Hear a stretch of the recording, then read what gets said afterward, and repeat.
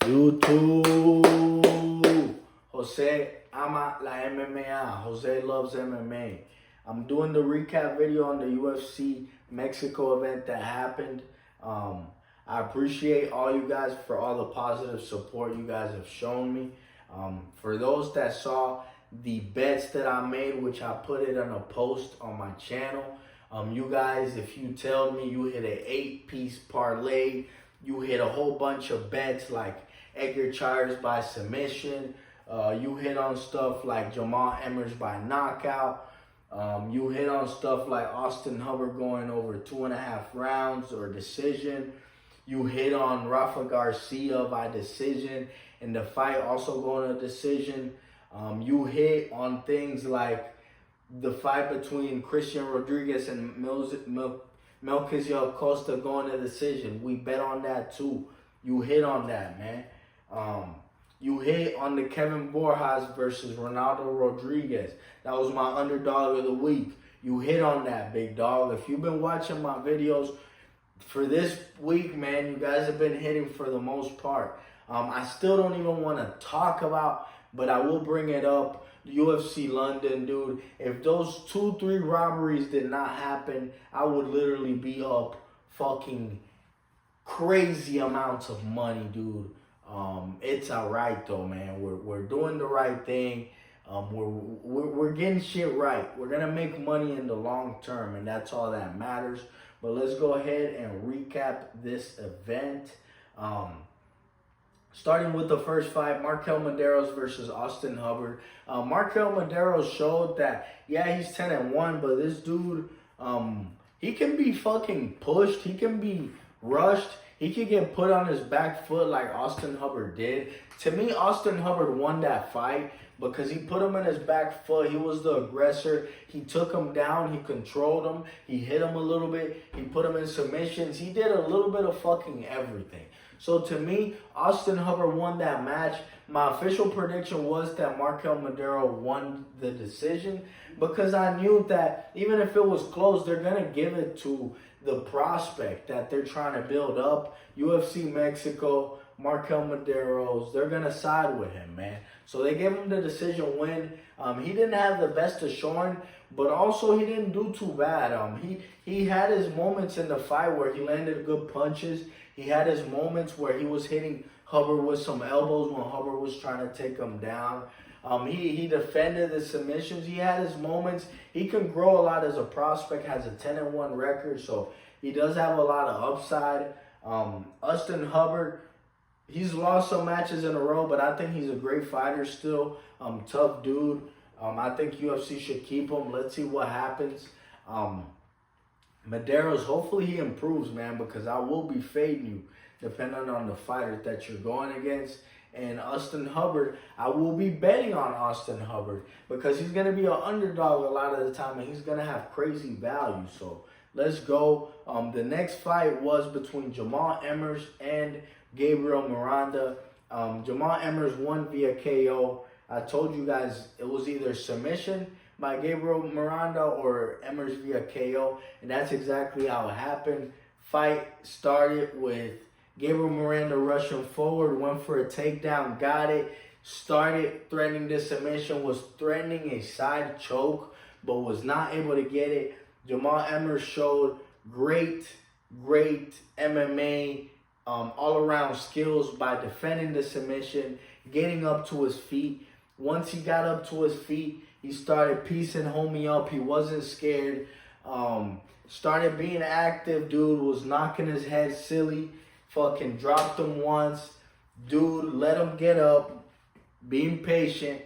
And then fucking went at it again. Pieced him up. Knocked him silly, man.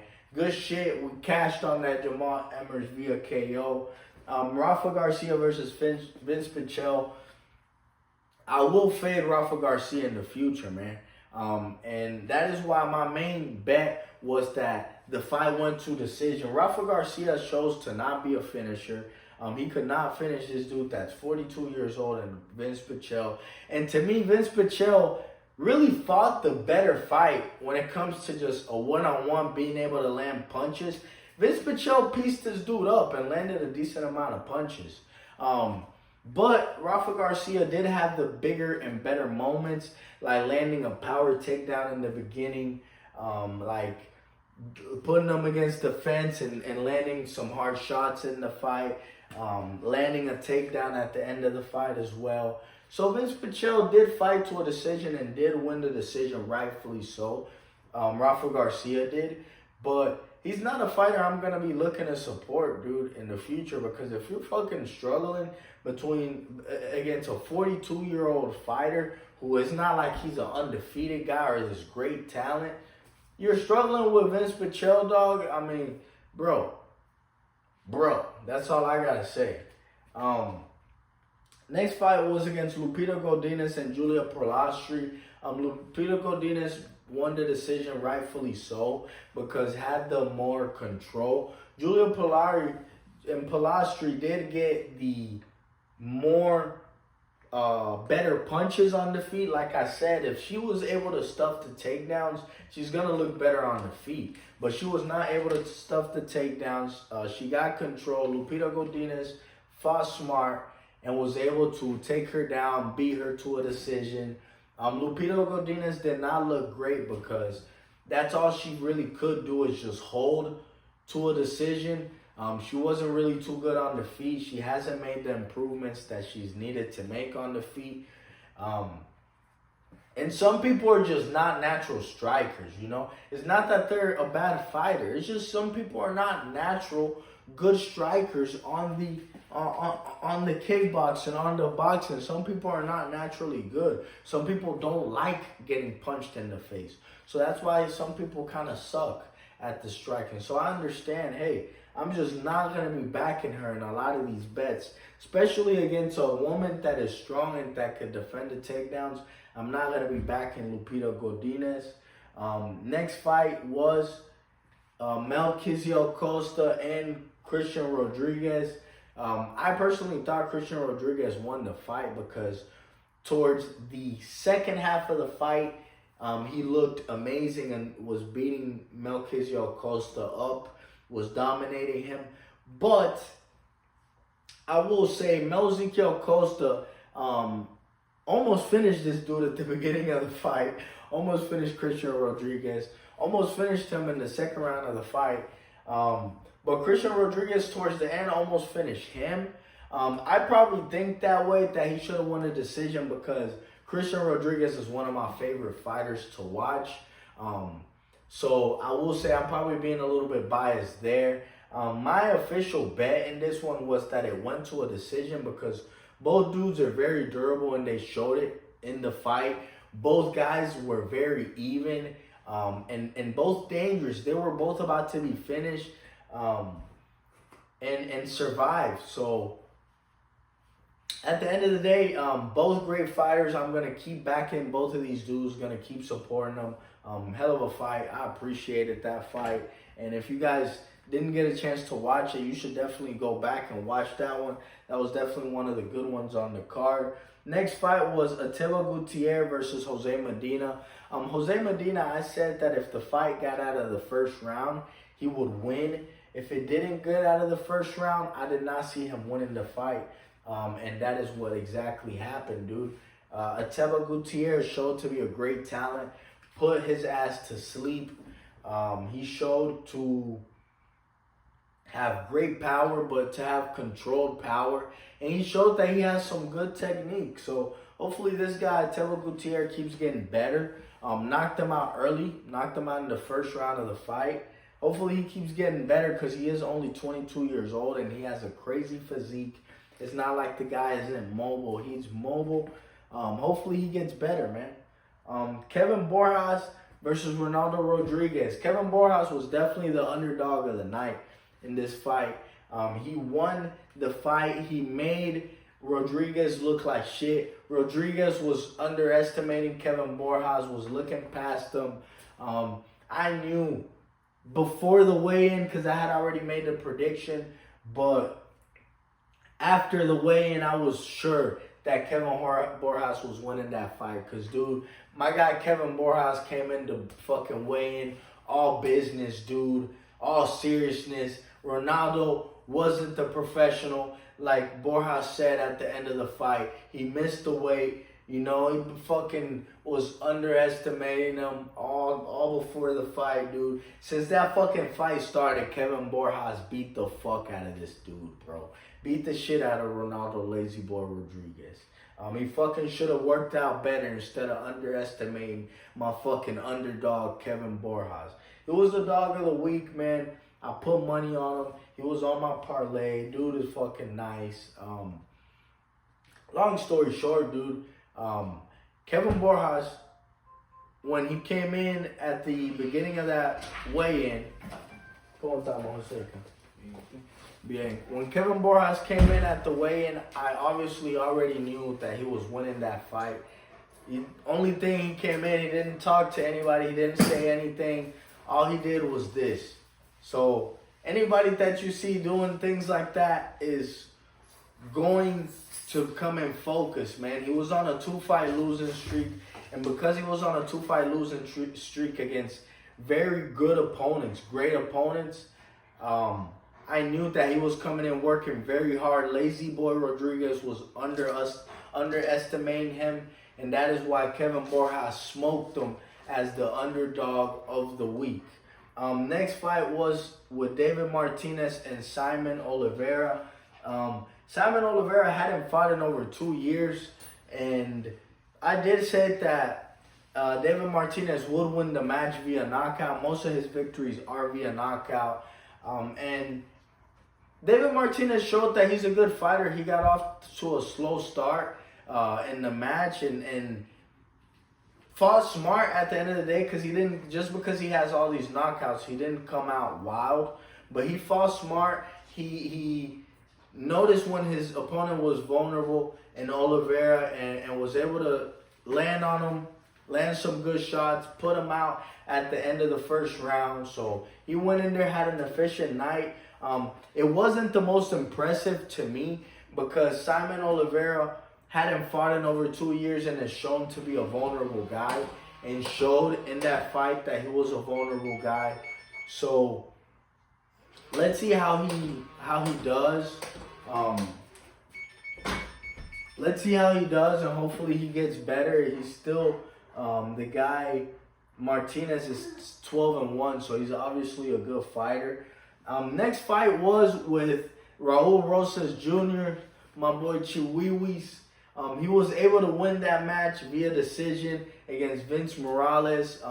It was a great fight. Raul Rosas Jr. showed growth, showed that he... Shadow, stop it. Venga aquí. Back. Shadow, stop it. Back aquí. Need to stop, man. He showed that he's a good fighter. He showed that he can pace himself now. He shows that he's not gonna gas himself out. He shows that he can fight to a decision. And for a 20-year-old fighter like Raul Rosas Jr., that's a great showing. I'm really happy that he won the fight because, like I said in the analysis video and the prediction beforehand, he was going against a very tough dude. Vince Morales has a record of 16-10 now. But you saw in that fight, Vince Morales almost finished Raul Rosas Jr. 2 times at the end of the second and at the end of the third round. So, only reason he didn't finish Raul Rosas Jr., like I said, that he would win the decision is because Raul Rosas Jr. is a young kid with a lot of heart, with a lot of strength. He's been wanting to do this all his life. He's never going to tap if he's in a deep submission. He's always going to try to fight out of it. So the only way you can finish that guy is by putting him to sleep or knocking him out. And I also did say that anybody that looks like Raul Rosas Jr., if you believe in the myth that people that have mental deficiencies or certain things that aren't too normal about them end up having extra strength, I believe in that myth. Jose, you believe in it? 100%. I believe in that myth 100%. I said it. Those are special people with special abilities. Exactly. Someone like Raul. Ability. Someone like Raul Rosas Jr. is never gonna fucking tap on a fight. That dude's a warrior, so that is why he won the fight. He was able to control the guy. He was able to fight the submissions, did not tap. I'm very happy for him. Yeah, man, my guy got the retarded strength, and it's good. Let's do it. Next fight, my boy Edgar Chairez, one of my also favorite fighters to watch, against CJ Vergara. I told you guys in the prediction video that I had Edgar Chairez winning by submission, and that is exactly what happened. Edgar Chairez hit him with one of the nastiest left hooks I've seen to start the match. I said that CJ Vergara is just a vulnerable opponent. He's a good fighter, but just very vulnerable, doesn't like getting hit. So as soon as Edgar Chairez hit him with that left hook, which was crazy and nasty, he was able to have the guy wobbled. He came at him, hitting him. Fucking Vergara fell, got on Vergara's back, put his ass to sleep, tapped him out. That's what happens, dude. I'm happy for Edgar Chairez. I hope he keeps getting better, and I hope he keeps getting good matchups. Manuel Torres against Drew Dober. In that prediction, I was leaning towards Drew Dober and said I thought Drew Dober won. Drew Dober got knocked out at the end of the first round. I just thought that Manuel Torres, El Loco, that means the crazy one, I thought that he wouldn't fucking come out crazy like he always does, because he got knocked out in his first match. But he came out a little bit controlled, but still was the same aggressive guy that he is. And that aggressiveness was able to get him that KO, was able to piece him up on the feet. Drew Dober shot for a takedown and couldn't get the takedown because he was already wobbled and vulnerable. And Manuel Torres just hammer-fisted him until they stopped the fight. So that was a great finish by him. He should definitely keep fighting the way he fights because it works for him.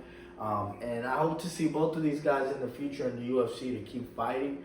Next fight was Brandon Moreno and Steve Erceg. Brandon Moreno had a great showing. He showed why he's been a champion before, why the guy is a champion and a warrior. He showed how to fight a technical fight. He won the decision. Steve Erceg did not fight a bad fight.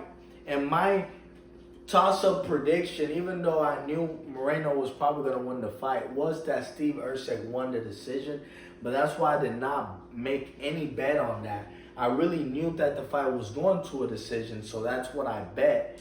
And that's what happened. But Steve Erceg put up a great fight. He actually landed more punches than Brandon Moreno. But Brandon Moreno had the more significant points of the fight. Landed the takedowns, landed the harder shots, and that's why he was given the decision victory, which is rightfully so. Thank you guys for the support and the comments you guys have been leaving. I appreciate it. Every time you guys leave a comment and I get the notification on my phone, I'm excited. I always look at it and respond, so I really do appreciate it. Thank you guys for interacting with me too and giving me inside information about these fights too. That way, if I'm thinking of placing a bet or something like that, I have more to think about, you know, and more knowledge that I might not be thinking. So I appreciate you guys there. I appreciate you guys that backed me on my bets. I told my brother I wasn't betting, and he told me that I was. And I had to because the week before, which I don't want to talk about much, if it wasn't for those 3 robberies, but really it was 2 that I bet on, if it wasn't for those, I would be up crazy. It happened like that. This week I come in, which I told you, which was what my goal was, is to give you guys picks, predictions, and ways to make money and put it out there for you. And whoever backs me and makes money with me, I'm happy for you, but I'm never going to charge. I put out the 9-fight parlay for this week. There was a few of you guys that were able to hit it with me, and you guys thank me for it. I thank you guys for putting your trust in me. for putting your money behind my words. So I thank you guys more, actually, than you thank me. I appreciate it. And I'm going to keep trying my best to give you guys good information. Those that got to make some money with me, I appreciate you guys. And I hope you guys have a great rest of y'all's week. Tomorrow we're going to go ahead and start doing the prediction for the other UFC card. And since the PFL is officially back for 2025, I will be doing the predictions on the PFL event that is happening on Thursday. So I will be predicting that.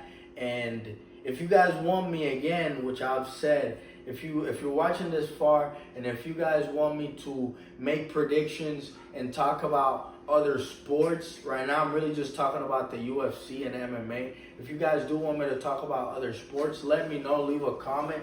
The sports I mainly watch are, of course, UFC, boxing, basketball, when it's college or NBA, a little bit of football, not really. I watch some baseball. But if you guys want me to give you input on other sports, just let me know. This is really going to be, though, based on MMA. And I will be making, like I have said, other live videos that have to do with everyday things. So appreciate you guys. Let's keep making money. No.